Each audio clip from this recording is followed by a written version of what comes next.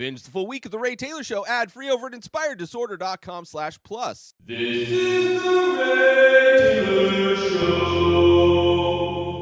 Welcome to Top 5 from The Ray Taylor Show, where each week I rank movies in a variety of categories, from franchise and subgenre to directors and actors. No film is left unwatched as I break down my top 5 picks. So join me every Sunday for new episodes and get ready to dive into the world of Top 5 from The Ray Taylor Show. Ho, ho, ho, horror fans! Welcome to a very special and spine-tingling episode of Top 5. I'm your host, Ray Taylor, and tonight we deck the halls with screams and scares as we rank the top 5 movies in the Silent Night, Deadly Night franchise.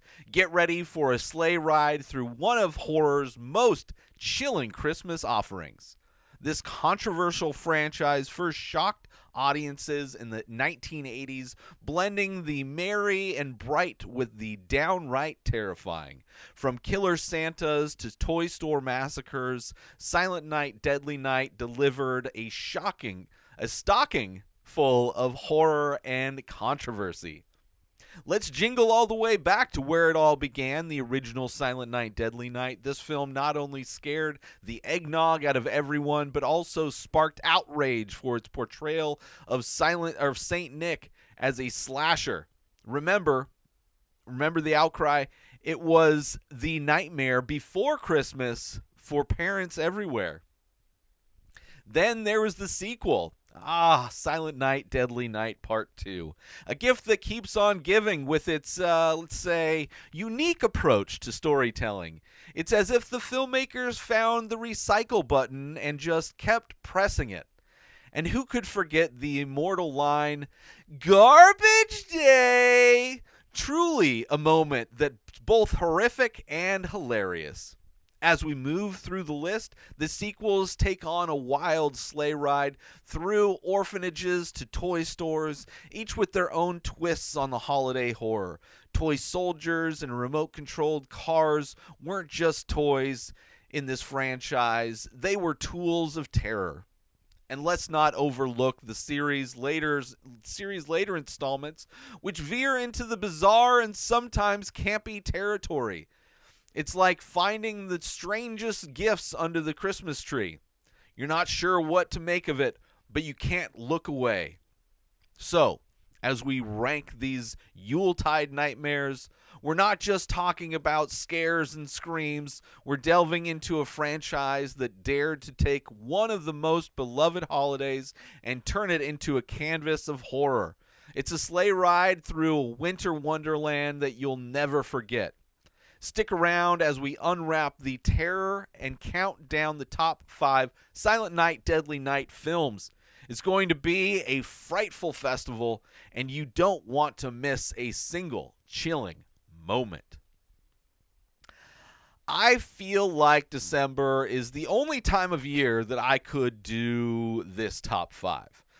There are a ton of Christmas horror films. Out of those, there are many franchises, but not many of those franchises have at least 5 films which I would be able to rank on this show. And I would say this is one of the most unique movie franchises I've ranked. You have 2.5 of these movies are connected. You have, or even movies. One of them is half a movie.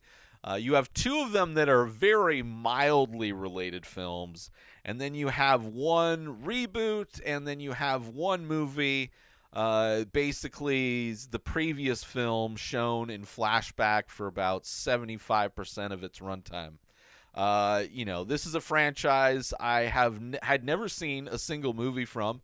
However, I had listened to a podcast discussing this film franchise, so I was expecting the campy, low-budget horror franchise that it was, and these movies delivered, definitely. Right? Only 5 movies will make this list, and one of them will be given a lump of coal and left at the orphanage, as it will not make my top 5 list. So let's get started on my top 5 favorite Silent Night, Deadly Night movie. Starting off with number 5, my 5th favorite. This is my second least favorite. Obviously, one will not make the list, but this one coming in at number 5 is Silent Night. Came out in 2012. This serves as a loose remake of the 1984 slasher film Silent Night, Deadly Night. This one directed by Steve C. Miller. The film is known for its blending elements of horror and dark comedy set against the backdrop of Christmas. Of course, you have the cast in this one is Malcolm McDowell as Sheriff Cooper, the small-town sheriff trying to solve the murders. You have Jamie King as Deputy Aubrey Bradamore, who finds herself at the center of the action. You also have Donald Logue as Santa Jim Epstein, a local man who plays a department store Santa Claus. You also have Ellen Wong, Brendan Farrer, and Lisa Marie in supporting roles. In this movie, the film is set in a sleepy Midwestern town during the Christmas season. The story kicks off when a serial killer dressed in a Santa Claus costume begins a murderous rampage. The killer's motives and identity are a mystery, and their methods are particularly brutal. Often using holiday-themed means to dispatch victims, Deputy Aubrey Bradamore, who is struggling with personal issues and her career, finds herself leading the investigation into the killing. As other officers are either too incompetent or too indifferent to take the matter seriously, she is aided to some degree by the eccentric and overbearing Sheriff Cooper. As the body count rises, Deputy Bradamore delves deeper into the cases, uncovering dark secrets about the town and its residents. The film builds towards a climax as she tries to stop the killer before more lives are lost. This movie has horror mixed with dark comedy, obviously. Silent Night combines horror elements with dark humor, offering a somewhat satirical take on the slasher genre. You have some gore and creative kills in this movie. True to the slasher movie tradition, the film features a variety of creative graphic murder scenes with a holiday twist. This one also, of course, homages to the original, while it is a loose remake of the film. Of the first film, the film pays homage to Silent Night, Deadly Night, especially in its thematic elements and some plot points. Performances in this by Jamie Knight as the lead character. Deputy Bradamore is noted for adding a level of seriousness and depth to the otherwise campy and over-the-top proceedings. The film received mixed reviews, with some critics appreciating its blend of horror and dark comedy, the others finding it lacking in terms of plot and character development. Silent Night is often viewed by fans as a fun and gory entry into the holiday horror subgenre, appealing to viewers looking for a less traditional and more twisted kind of holiday movie.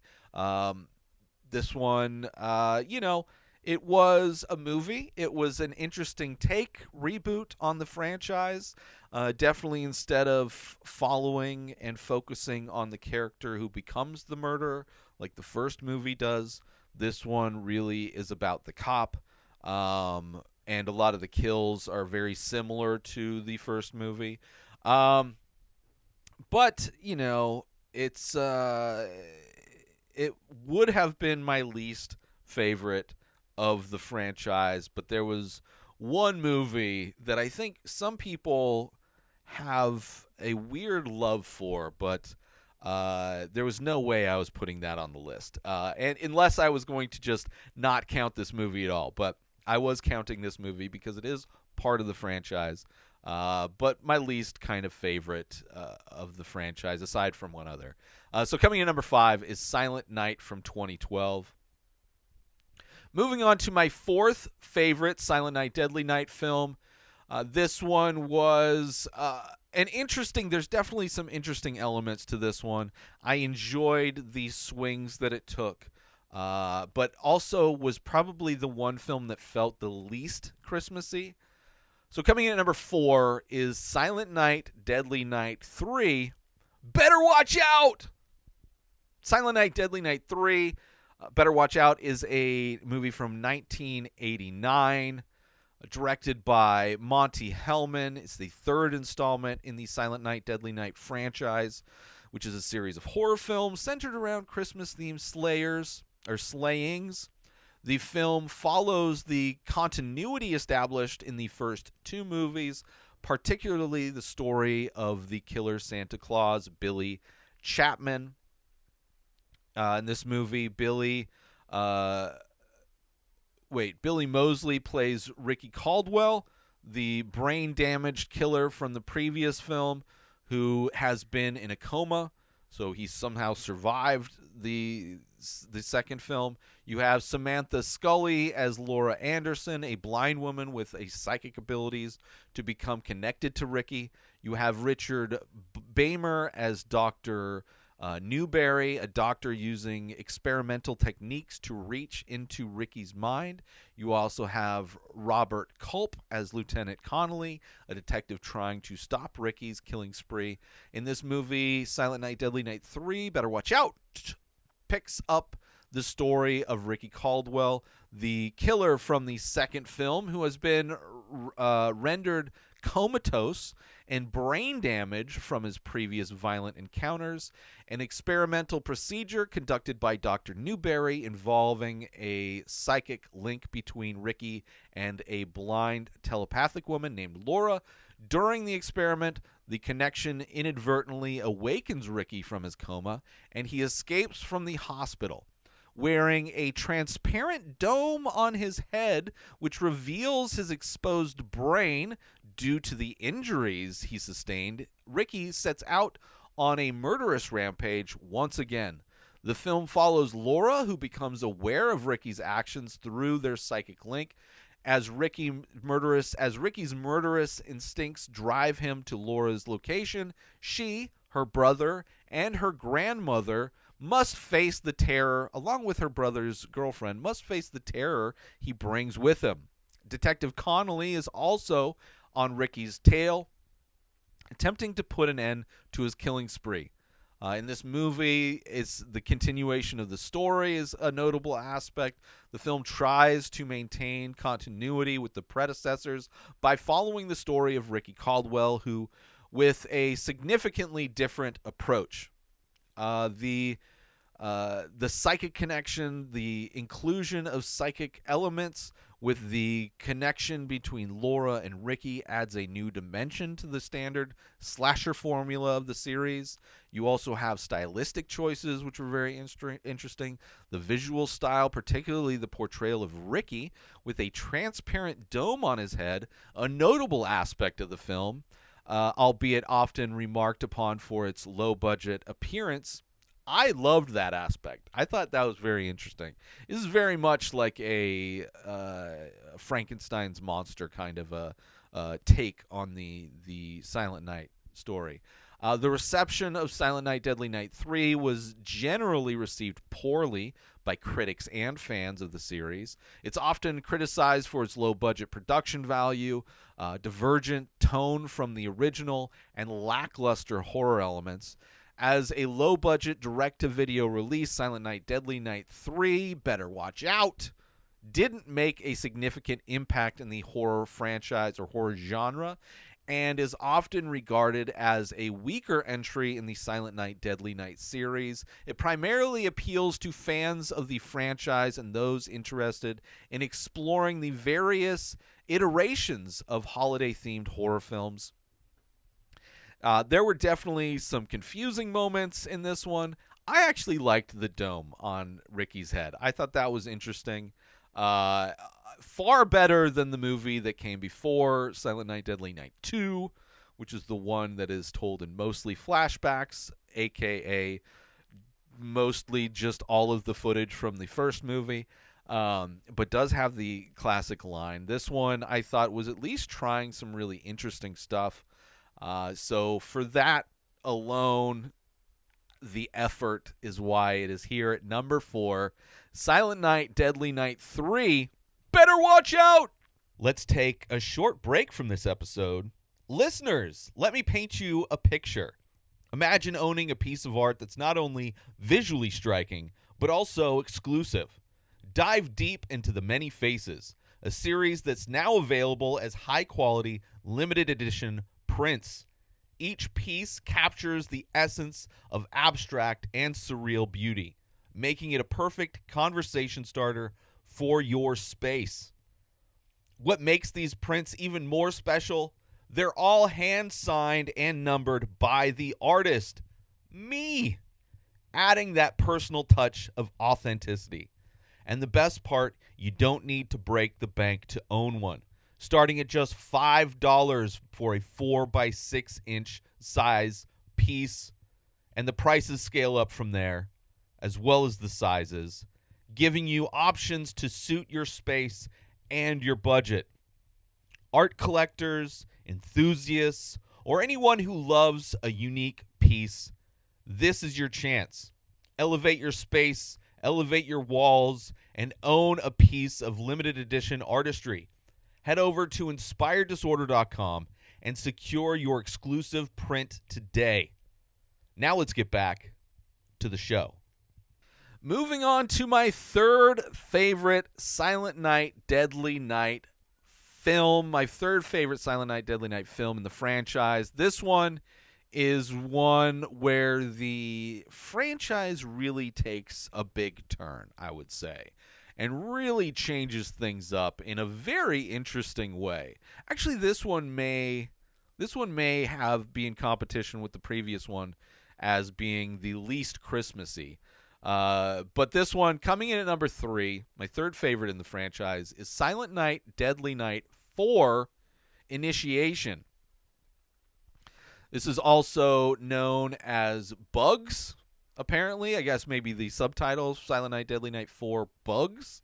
Because bugs are very much an aspect to the horror of this one. This came out in 1990. And it's the 4th installment in the Silent Night, Deadly Night franchise, directed by Brian Yuzna. It marked a departure from the previous films in the series, as it does not follow the storyline of a killer Santa at all, either of them, Billy or Ricky, but instead presents an entirely new narrative. In this cast of this film, you have Clint Howard as Ricky, not related, a character who shares only the name with the killer from the previous film. You also have Neith Hunter as Kim Levitt, a reporter working for the Los Angeles Eye, who becomes the central character of the story. You also have Maud Adams as Fema, a woman involved in a mysterious cult. You have Tommy Hinkley as Hank, Kim's boyfriend. You have Alice Beasley as Janice, Kim's co-worker. In this movie, the film centers on Kim Levitt, a young reporter in Los Angeles who is investigating the mysterious death of a woman who fell from a building. Her investigation leads her to a bookshop run by Fema, who is involved in a feminist cult with sinister motives. As Kim delves deeper into her investigation, she becomes entangled in the cult's activities, which involves witchcraft and ritualistic practices. The cult's agenda revolves around using Kim for a bizarre initiation rite, which involves grotesque and horrific elements, including the use of insects in the ritual. Kim's journey is one of both terror and self-discovery as she encounters increasingly bizarre and dangerous situations. The film delves into themes of feminism, sexuality, and body horror, marking a significant thematic shift from the slasher roots of the franchise. Many notable aspects of this film. Of course, the departure from the series' norms, unlike its predecessors, Silent Night, Deadly Night 4, abandons its Christmas setting and series killer plot, focusing instead on occult themes and body horror. The body horror aspect is another notable aspect. The film features gruesome special effects and body horror elements, which are characteristic, characteristic of Brian Usman's directorial style. He did another movie, I think, called Society, that is another crazy body horror movie. This movie also is dealing with cults and occult themes. The plot focuses on a feminist cult and witchcraft, distinguishing it from typical slasher films, offering a different type of horror narrative. The reception of this film, it was received mixed reviews, with some viewers appreciating its unique take on horror, while others missed the continuity of the original Killer Santa Claus theme. Silent Night, Deadly Night 4 Initiation is often seen as an outlier in the series, appealing more to fans of occult horror and body horror than those looking for a traditional slasher film experience.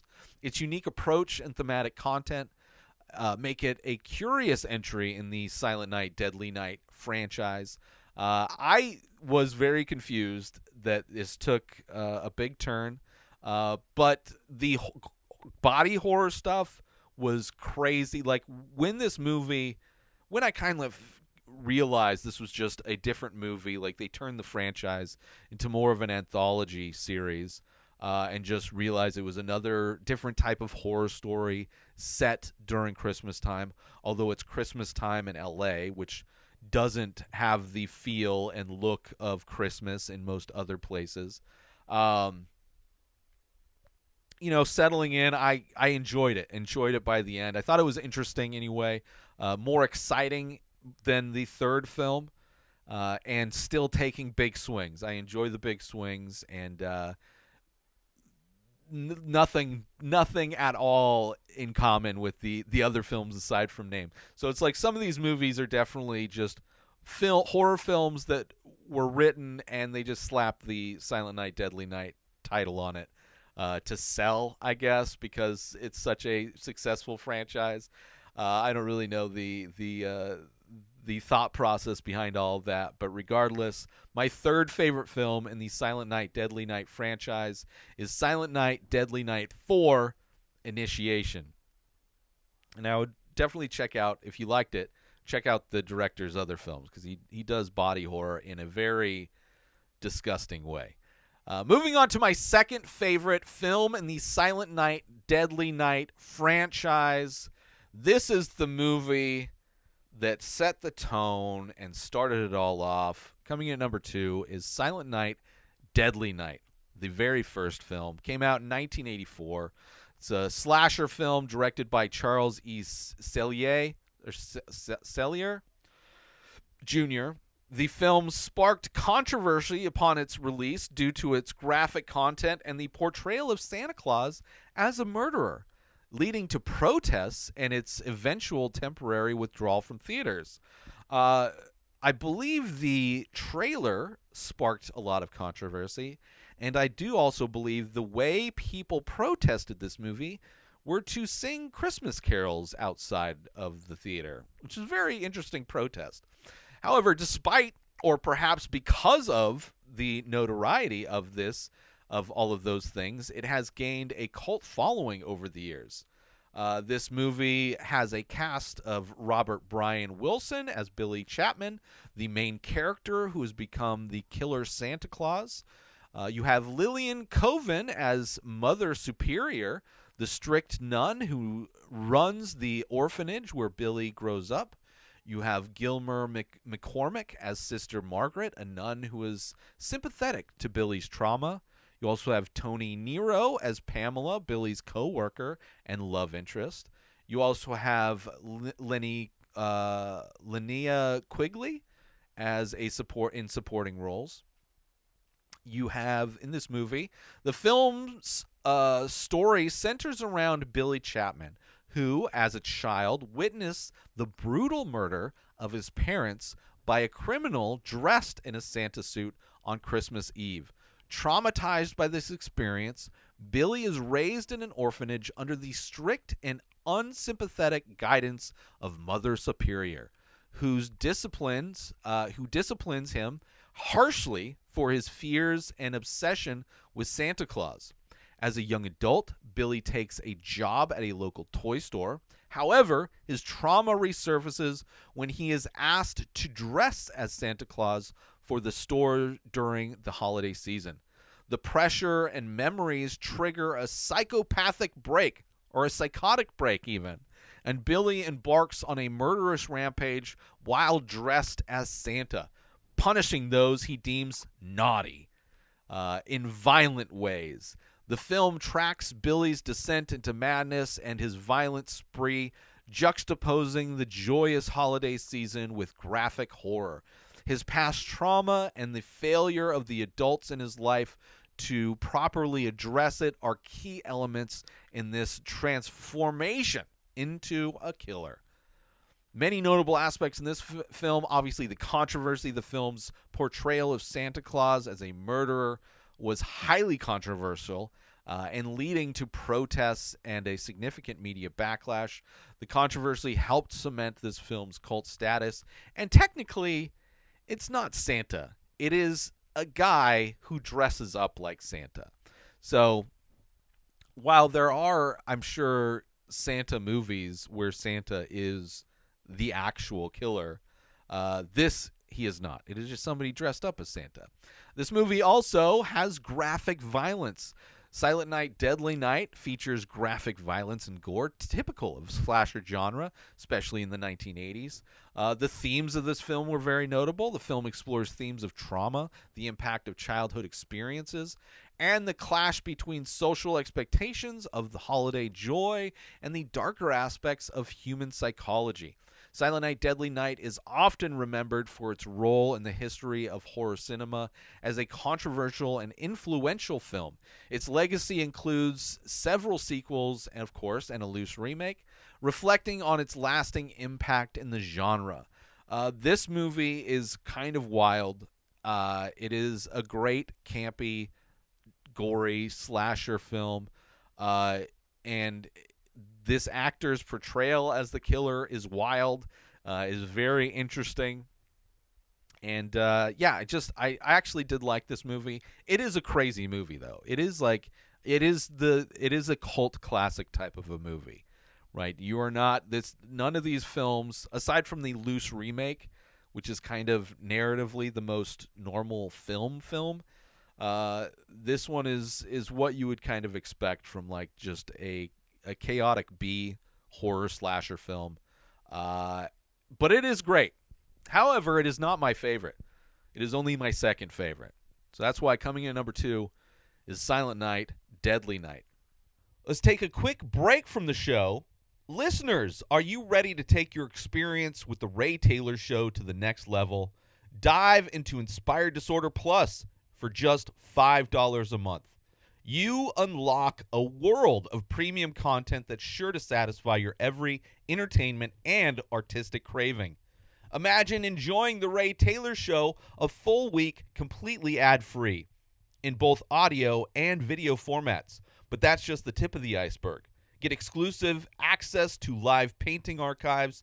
Be the first to lay your eyes on the new paintings from the many faces, and enjoy members-only discounts and deals that'll have you coming back for more. With a treasure trove that includes a podcast back catalog, boasting 14 unique shows and over 600 episodes, personal insights through Ray Taylor's own blog, creative writing to spark your imagination, and an interactive Ask Me Anything section. Inspired Disorder Plus is a feast for the curious mind. Ready to elevate your entertainment game? Head on over to inspireddisorder.com/plus and become a member of an exclusive club. Dive in, indulge, and inspire your senses. Now let's get back to the show. And now we move on to my favorite film in the Silent Night, Deadly Night franchise. This was the most fun film. This has Christmas. This has big, interesting swings. This has a very mild connection to the film that came before it. And that film, my favorite of the Silent Night, Deadly Night franchise, is Silent Night, Deadly Night 5, The Toymaker. Coming in at number 1.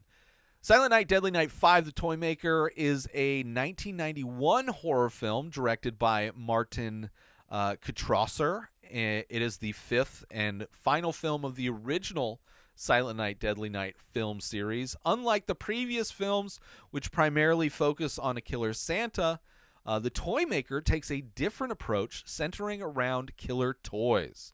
The cast in this, you have Mickey Rooney as Joe Petto, an eccentric toy maker. You have William Thorne as Derek Quinn, a young boy who becomes the main target of the deadly toys. You have Jane Higginson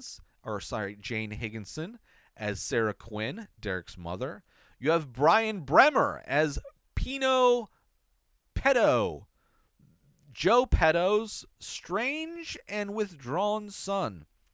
You also have Tracy Frame as Noah Adams, Sarah's friend and potential love interest. And you also have the woman from the fourth film showing up as the friend of Sarah as well, who has a kid, who adopted the kid at the end of the initiation. It's a very, very loose connection to the fourth film. But in this movie, the film opens with a young boy named Derek receiving a mysterious package containing a toy that ends up killing his stepfather, or his father. Traumatized by the incident, Derek stops speaking and becomes wary of all toys. His mother, Sarah, seeks to understand the strange occurrence and protect her son. The story leads them to Joe Petto, a local toy maker, and his son, Pino. Petto's toy shop features a variety of bizarre and potentially dangerous toys. As Christmas approaches, more deadly toys from Petto's shop begin to cause havoc and deaths in the community. The narrative delves into the dark secrets behind Joe Petto and his toy shop, revealing disturbing twists and revelations about Petto's family. The film builds towards a climax involving the true nature of Pino and the sinister intentions behind the toy shop's creation. There are many notable aspects in this movie, as there are in all these movies. Of course, the departure from the series norm, like its immediate predecessor, The Toy Maker, diverges significantly from Killer Santa theme of the first two films of the franchise, focusing instead on a different aspect of holiday horror. You have Mickey Rooney's role, notable, who publicly criticized the first Silent Night, Deadly Night film for its portrayal of Santa Claus. Stars as the toy maker, adding a sense of irony to the film. Also, the themes of this very notable. The film explores themes of grief, trauma, and loss of innocence, especially as they relate to childhood and the holiday season. Great horror elements in this. The concepts of killer toys adds a unique twist to the series, with the film featuring several creatures and macabre death scenes involving the toys, and some of the toys in reference to initiation, bug-related toys. Silent Night, Deadly Night 5, The Toy Maker, received mixed reviews, with some viewers appreciating its quirky and unique take on the holiday horror, while others found it to be a lackluster conclusion to the series. The film is often viewed by fans of cult horror and the Silent Night, Deadly Night franchise, appreciated it for its bizarre plot and the novelty of its killer toy concepts. First off, Petto, not a great last name for somebody who works in anything related to children, but very interesting that his name is Joe Petto, like Geppetto, the person who made toys, specifically a toy that was a boy and his little son, Pino, which may be in reference to Pinocchio, provides an interesting twist to this movie. The end of this movie's great.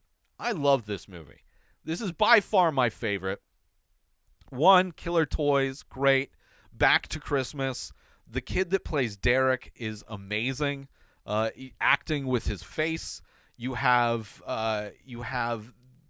kind of a lot of weird other things going on and characters that are involved, but the aspect with the toy maker Joe and seeing the reality of his family and his son and how it all concludes is wild. It is wild. The guy who plays Pino is amazing. He is a great actor, this kid, playing Pino, because he is absolutely weird. So weird in the most terrifying way. Yeah, just such a fun movie. Great kill scenes. Just so much fun. Interesting twist. Yeah, I love so much of it. Great movie. That's why coming in at number 1, my favorite of the franchise, is Silent Night, Deadly Night 5, The Toy Maker. And of course, the one movie that did not make it, the honorable mention, is Silent Night, Deadly Night Part 2, which is a shame. This one should have been number 5, at least number 5. However, the first half of this movie is all flashbacks from the younger brother of the first killer of the first movie talking to a psychologist that's interviewing him, which makes the entire first 50% of this movie all flashbacks to the first movie. Every beat of the first film is we see again. You are watching the first movie again for the beginning half to two-thirds of this sequel. Then he finally gets out, and there's actually some story of Ricky going through town just shooting people, saying his catch line, garbage day. That stuff is great, but the first part of this movie that is just footage, all of the footage from the first movie re-shown again, it was tough getting through this movie. It was very tough. The performance by Ricky is wild as well. I loved what happens once it finally gets to an actual movie, but everything before that was just, if this had just been a short film, it would have been probably my third favorite. But it was a bummer. It was definitely a bummer. And a movie where, I don't know, it's just so wild that it turned out to be the way it did. But regardless, honorable mention, Silent Night, Deadly Night Part 2, which is barely a movie. But let's recap my list, and we will get out of here. We'll go on our jolly little way. This is my top 5 movies from the Silent Night, Deadly Night franchise ranked. Starting off with number 5 is Silent Night, the reboot. Number 4 is Silent Night, Deadly Night 3. Better watch out! Coming in number 3 is Silent Night, Deadly Night 4, Initiation. Moving to number 2 is Silent Night, Deadly Night, the original.